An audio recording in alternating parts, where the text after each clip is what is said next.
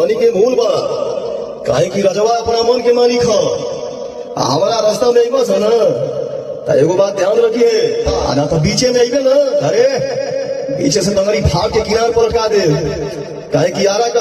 हाँ तो मेरे दोस्तों आप लोग देख सकते हैं पवन सिंह के जैसा एक लड़का आवाज़ निकाल रहा है। पवन सिंह ने लाइव आकर बोल रहे थे कि मैं इस लड़का से ज़रूर मिलूंगा। जैसा पवन सिंह बोलते हैं वैसा ही पवन सिंह का जैसा आवाज़ निकालता है लड़का। देखिए कहाँ के हैं जाने, आप लोग देख सकते हैं पवन सिंह ने फिदा हो गए हैं। पवन सिंह बोल रहे हैं कि ये लड़का कहाँ के है, मैं इसको घर जाकर मिलूंगा इससे। ये खूब हमारे ही जैसा आवाज़ निकालता है। आप लोग देख सकते हैं कैसे पवन सिंह फिदा हो गए हैं।